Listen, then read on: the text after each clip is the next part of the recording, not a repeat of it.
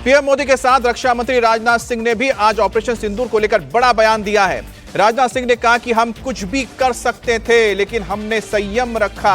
हमारे drone system ने दुश्मन के कवच को भेद दिया। पहले साथियों, करने को हम कुछ और भी कर सकते थे,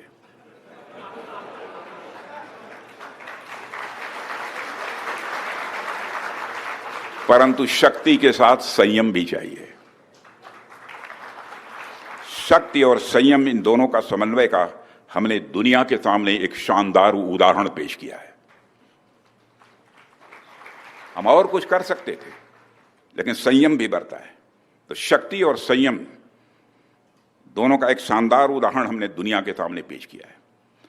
आत्मनिर्भरता के बैनर के तले आज हम क्रिटिकल और फ्रंटियर टेक्नोलॉजीज पर भी लगातार सफलता हासिल कर रहे हैं।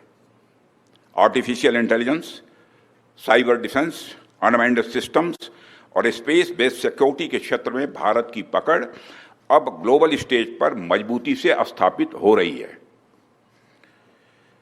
साथियों, आपको जानकर यह खुशी होगी कि रक्षा क्षेत्र में सेल्फ रिलायंस, आत्मनिर्भरता को बढ़ावा देने के लिए अभी 2 दिन पहले एमका प्रोजेक्ट को, जो 5th generation fighter aircraft Bharat में ही बनाने का प्रोजेक्ट है, उसको आगे बढ़ाने की एग्जीक्यूशन मॉडल को मंजूरी दे दी है। ये एक बहुत ही बोल्ड और बहुत ही डिसाइसिव डिसीजन लिया गया है, जो भारत की डिफेंस कैपेबिलिटीज को मजबूती प्रदान करने के साथ साथ इस देश में एरोस्पेस सेक्टर को एक डेप्थ और एक नई हाइट प्रदान करेगा। एमका प्रोजेक्ट के अंतर्गत आज 5 प्रोटोटाइप डेवलप करने की योजना है, जिसका बाद में सीरीज प्रोडक्शन होगा। यह निर्णय मेक इन इंडिया प्रोग्राम के इतिहास में एक मील का पत्थर माना जाना चाहिए, क्योंकि पहली बार किसी मेगा डिफेंस प्रोजेक्ट में पब्लिक सेक्टर कंपनियों के साथ साथ प्राइवेट सेक्टर ने भी पार्टिसिपेट करने का उसे मौका मिलेगा। साथियों, ऑपरेशन सिंदूर में पूरे देश की जनता ने मेक इन इंडिया अभियान की सफलता को देखा, समझा और उसे महसूस किया है।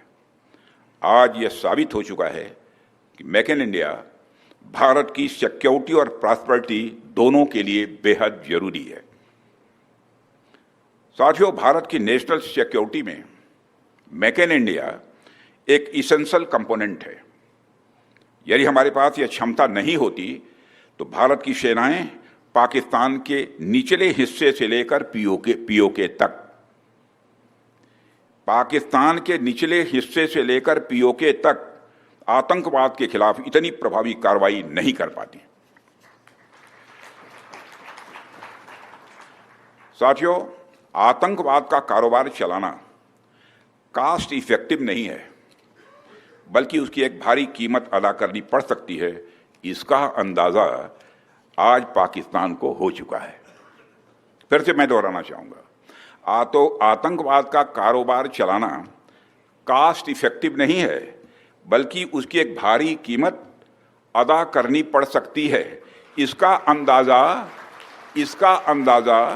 अनुमान आज पाकिस्तान को हो चुका है। हमने आतंकवाद के खिलाफ भारत की स्ट्रेटजी और रिस्पांस दोनों को रीडिजाइन और रीडिफाइन किया है। हमने पाकिस्तान के साथ अपने एंगेजमेंट और स्कोप ऑफ डायलॉग को रीकैलिब्रेट किया है। अब जब भी बात होगी, केवल आतंकवाद पर बात होगी, पीओके पर बात होगी और किसी दूसरे मुद्दे पर पाकिस्तान के साथ बात नहीं होगी।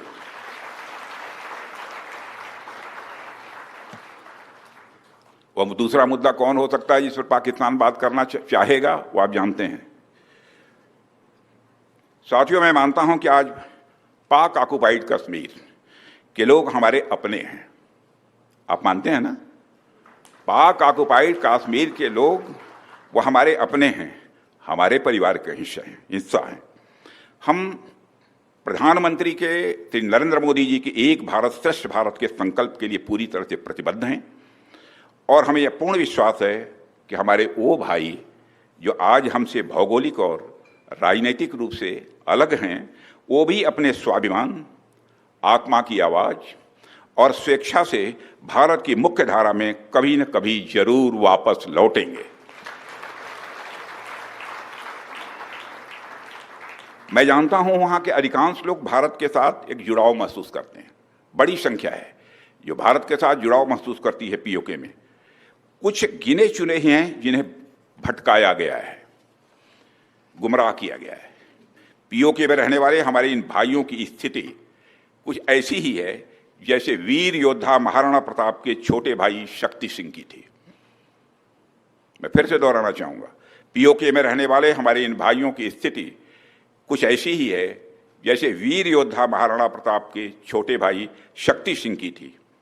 छोटे भाई शक्ति सिंह के अलग हो जाने पर भी बड़े भाई महाराणा प्रताप का विश्वास अपने छोटे भाई के प्रति बना रहता है और वह बड़े विश्वास के साथ कहते हैं कि तब कुपंथ को छोड़ सुपथ पर स्वयं चला आएगा, मेरा ही भाई है मुझसे दूर कहां जाएगा।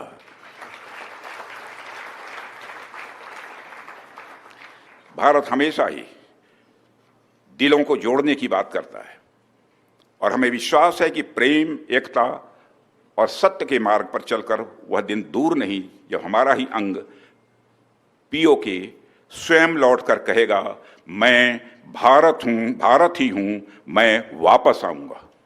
और वापस आया हूं, मैं भारत ही हूं, मैं वापस आया हूं, यह पीओके कहेगा, ऐसा मेरा पक्का विश्वास है। पीओके की भारत से एकजुटता इस देश की सांस्कृतिक, सामाजिक और आर्थिक समृद्धि पर निर्भर करती है। साथियों, जब मैं मेक इन इंडिया के माध्यम से प्रॉस्पेरिटी की बात करता हूं तो मेरी बात सिर्फ डिफेंस मैन्युफैक्चरिंग तक ही सीमित नहीं है।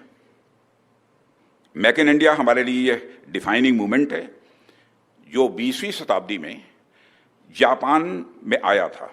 हम जापान की तरह ही इंजीनियरिंग, हाई प्रिसीजन मैन्युफैक्चरिंग और फ्यूचर टेक्नोलॉजीज के लिए एक डेवलपमेंट हब बन सकते हैं।